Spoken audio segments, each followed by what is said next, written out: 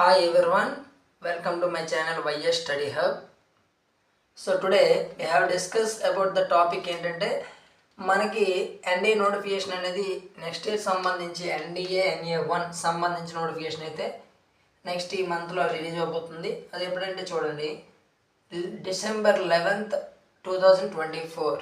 So ఈ notification సంబంధించి మనం ఈ వీడియోలో ప్రతిదీ కూడా ఈచ్ అండ్ ఎవ్రీ ప్రాసెస్ కూడా మనం చెప్పుకోబోతున్నాం. అయితే ఇక్కడ క్లియర్గా చూడండి, ఈ ఎన్డీఏ అనేది ఎప్పుడు స్థాపించారండి? 7th December 1954లో స్థాపించడం జరిగింది.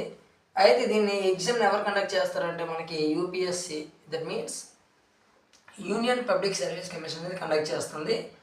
అయితే దీనికి సంబంధించి అప్లికేషన్ ప్రాసెసింగ్ ఎలా ఉంటుందంటే డేట్స్ అనేవి ఇనీషియల్గా December 11th స్టార్ట్ అయ్యి అండ్ December 31st ఎండ్ అవుతుంది. అంటే కంప్లీట్గా 20 days ప్రాసెస్. సో అలాగే మనకి ఎగ్జామ్ డేట్ కూడా ఆల్రెడీ ఇవ్వడం జరిగింది. ఈ ఎగ్జామ్ వచ్చేసరికి ఎప్పుడంటే April 13th 2025 ఆన్ సండే.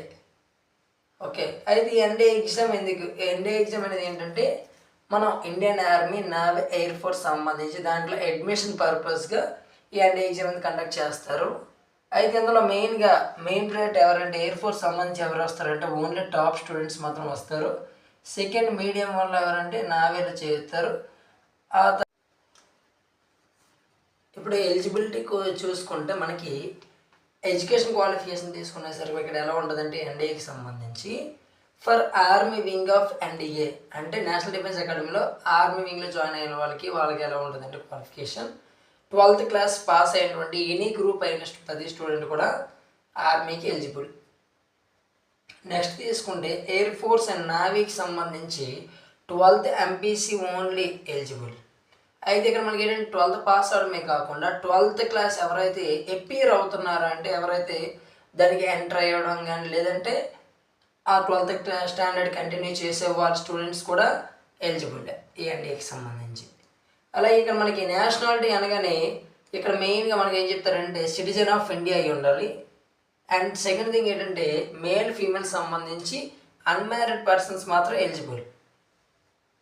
అలాగే చాలామందికి ఒక డౌట్ ఉంటుంది, సార్ నేను ఎలిజిబుల్లా కాదా అంటే నా ఏజ్ ఎంత ఉంది, నా డేట్ ఆఫ్ బర్త్. అయితే ఇక్కడ మీరు క్లియర్గా గుర్తుపెట్టుకోండి, మీ యొక్క డేట్ ఆఫ్ బర్త్ అనేది మీకు ఇక్కడ ఇచ్చిన ఆల్రెడీ ఏజ్ లిమిట్ అయితే ఇవ్వడం జరిగింది. ఏజ్ లిమిట్ ఏంటంటే January 2nd 2007 to January 1st 2010.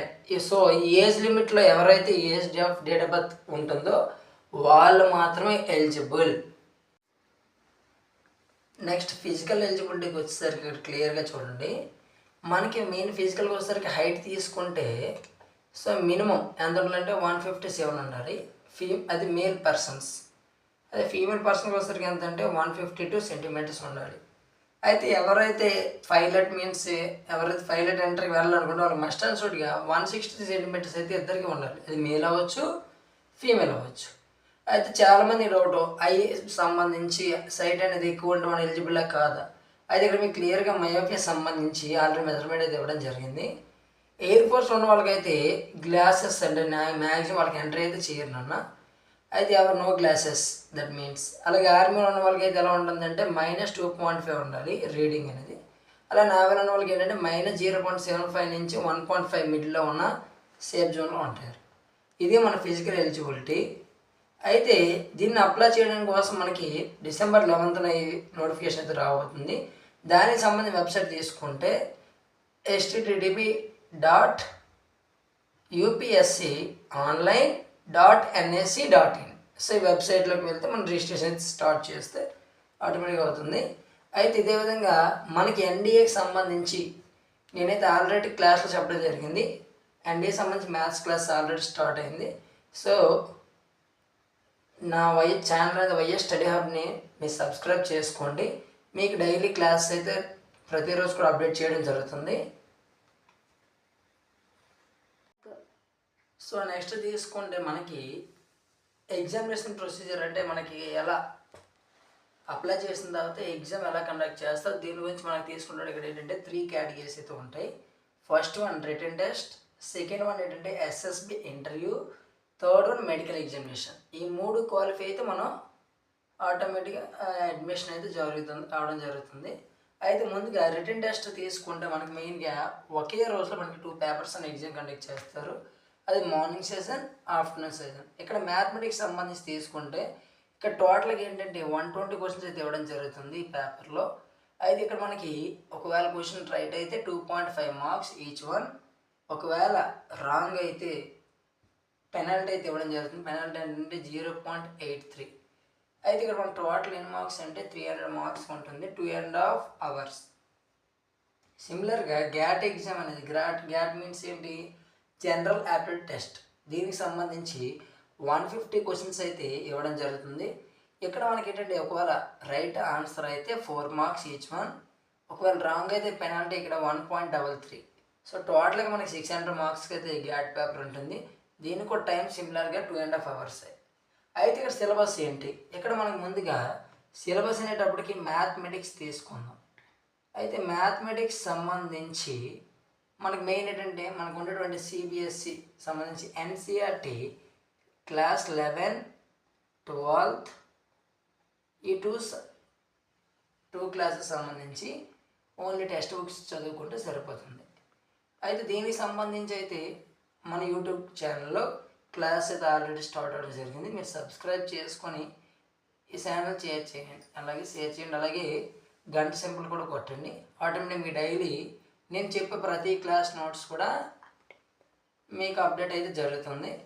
So ఇప్పుడు నెక్స్ట్ వన్ చూడండి. మ్యాథమెటిక్స్ సంబంధించి ఇక్కడ మెయిన్ ఏంటంటే ఈ 2 క్లాస్ సబ్జెక్ట్స్ మెయిన్గా ఫోకస్ చేయండి.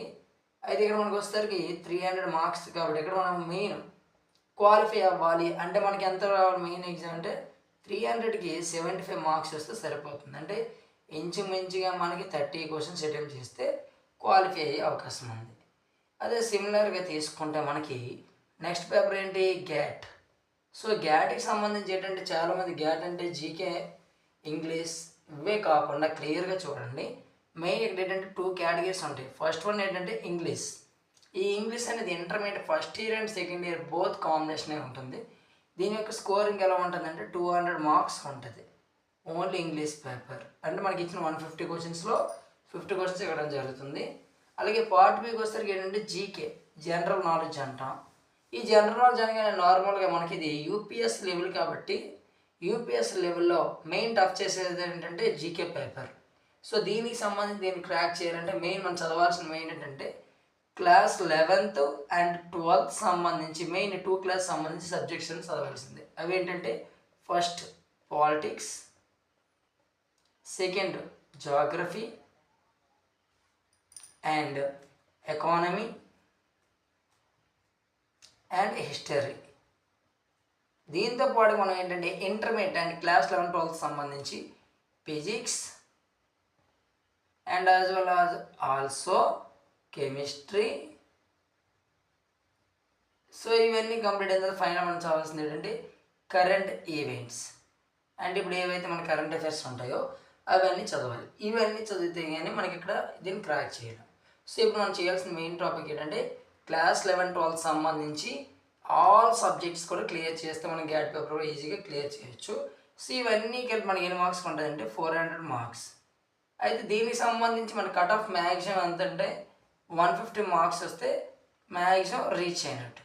అయితే ఇప్పుడు కంప్లీట్గా బోత్ 2 పేపర్స్ తీసుకొని మనకి ప్రతి year minimum maximum average cut off ఎంత అనుకుంటామంటే 300. మనకి 300 వస్తే సేఫ్ స్కోర్, 300 అబవ్ వస్తే ఖచ్చితంగా మనకి ఎస్ఎస్బి ఎంట్రీ అనేది జరుగుతుంది. అయితే రీసెంట్గా తీసుకుంటే 2023లో మనకు వచ్చింది ఎంత అంటే 301 ఇనిషియల్గా. అయితే ఈ 2024కి వచ్చేసరికి ఏమైందంటే 290 మనకు వచ్చే కట్ ఆఫ్. సో ఎన్ని సంవత్సరాలు అయినా సరే మ్యాక్సిమం మనం 300 అబవ్ స్కోర్ తెచ్చుకోగలిగితే ఈ ఎగ్జామ్ మనం సేఫ్ జోన్లో ఉండి నెక్స్ట్ ఎస్ఎస్బి ఇంటర్వ్యూ అయితే ఎలిజిబుల్ అవుతాం.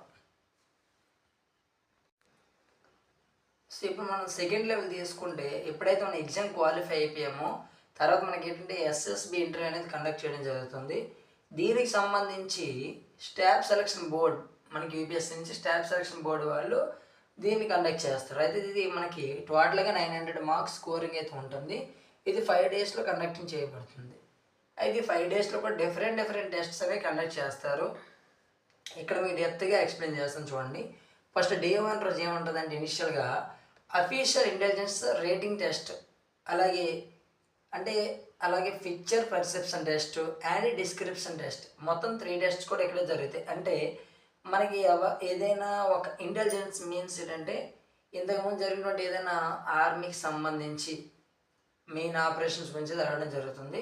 పిక్చర్ పర్సెప్షన్ అంటే ఒక పిక్చర్ని చూపించి దాని నుంచి మనలో పాజిటివ్ థింకింగ్, అంటే అసలు అక్కడ ఏం జరుగుతుంది అబ్జర్వ్ బట్టి మనలో పాజిటివ్ థింకింగ్ అనేది చెప్పడం జరుగుతుంది.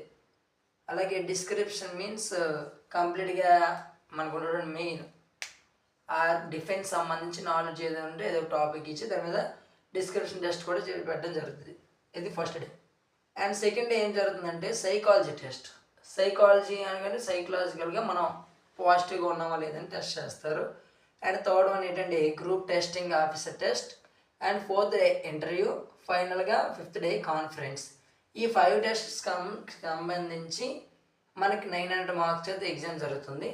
అయితే ఈ 2 కంప్లీట్ అయిన తర్వాత మనకు ఫైనల్గా 800 మార్క్స్కి అనేది రిజల్ట్ ఇవ్వడం జరిగింది. ఈ రిజల్ట్లో ఎవరైతే 700 అబవ్ ఉంటే వాళ్ళు సేఫ్ స్కోర్లో ఉంటారు.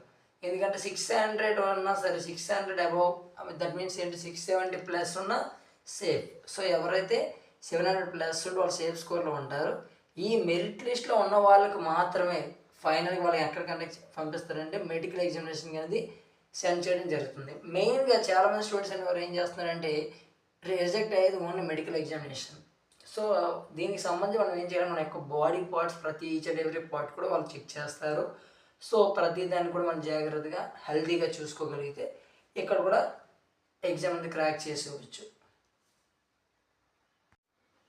సో ఫైనల్గా మనం సెలెక్షన్ అయిన తర్వాత నెక్స్ట్ ఏంటనేది ఇక్కడ ఏంటంటే మనకి ఆర్మీలో అడ్మిషన్, ఆర్మీ కానీ నావీ కానీ ఎయిర్ ఫోర్స్ సంబంధించి అడ్మిషన్ పర్పస్గా ఇది మనకి వాళ్ళు గ్రాడ్యుయేషన్ చేయించడం జరుగుతుంది. దానికి సంబంధించి ఇక్కడ ఏంటంటే ఎవరైతే ఆర్మీ సెలెక్ట్ అవుతారో వాళ్ళకి ఇచ్చేటువంటి బ్రాంచ్ ఎలా ఉంటాయంటే బిఏ అండ్ బిఎస్సి సంబంధించి బిఏ వాళ్ళకైతే హెచ్ఈపి అంటే history economics politics, and BSc వాళ్ళకైతే ఎంపీసీ ఎంపీసీఎస్ అనే గ్రూప్స్ ఇస్తారు. ఇది రికగ్నైజ్డ్ బై జేఎన్యూ యూనివర్సిటీ. అలాగే నావీ ఎయిర్ ఫోర్స్ వాళ్ళకి ఏంటంటే బీటెక్ అయితే ఆఫర్ చేస్తారు గ్రాడ్యుయేషన్ పర్పస్. అయితే వీళ్ళకి ఇచ్చే గ్రూప్స్ చూడండి, అప్లైడ్ ఎలక్ట్రానిక్స్ కానీ మెకానికల్ కానీ computer science information technology. So వీళ్ళకి గ్రాడ్యుయేషన్ అవుతుంది కానీ ట్రైనింగ్ ఇవ్వడం జరుగుతుంది. అయితే గ్రాడ్యుయేషన్ కంప్లీట్ అయిన తర్వాత వెంటనే వీళ్ళు జాబ్ అయితే ఇవ్వడం జరుగుతుంది. తర్వాత ఏం చేస్తారంటే 12 to 8 months అయితే ట్రైనింగ్ అయితే ఇవ్వడం జరుగుతుంది. ఈ ట్రైనింగ్ ఎలా అంటే ఆర్మీ వాళ్ళకి అయితే ఇండియన్ మిలిటరీ అకాడమీ ఇస్తుంది, అలాగే ఎయిర్ ఫోర్స్ వాళ్ళకి ఇండియన్ ఎయిర్ ఫోర్స్, అలాగే నావీ వాళ్ళకి ఇండియన్ నావల్ అకాడమీ అనేది వీళ్ళ ట్రైనింగ్ ఇవ్వడం జరుగుతుంది. ఈ ట్రైనింగ్ పీరియడ్లో వీళ్ళకి ఏంటంటే 56,100 అనేది ఇనిషియల్ పేమెంట్ అయితే వస్తుంది, పే స్కేల్ అనేది. అయితే వీళ్ళు ఇనిషియల్గా అయితే కంప్లీట్ అయిన తర్వాత ముందుగా లెఫ్టినెంట్ నుంచి మేజర్కి అయితే వెళ్ళడం జరుగుతుంది. సో ఫైనల్గా వీళ్ళు రీచ్ అయిన శాలరీ ఎలా ఉంటుందంటే ప్యాకేజ్ అనేది ఫైనల్ అనేది 2,50,000 వరకు అయితే మనకి మెయిన్ పే స్కేల్ అయితే హైయెస్ట్ పే స్కేల్ ఇక్కడ ఉంది. ఇది మనకి ఏంటంటే ఎన్డీఏకి సంబంధించి కంప్లీట్ డేటా. సో దీని మీద మీకు ఎటువంటి డౌట్స్ ఉన్నా సరే కామెంట్ చేయండి.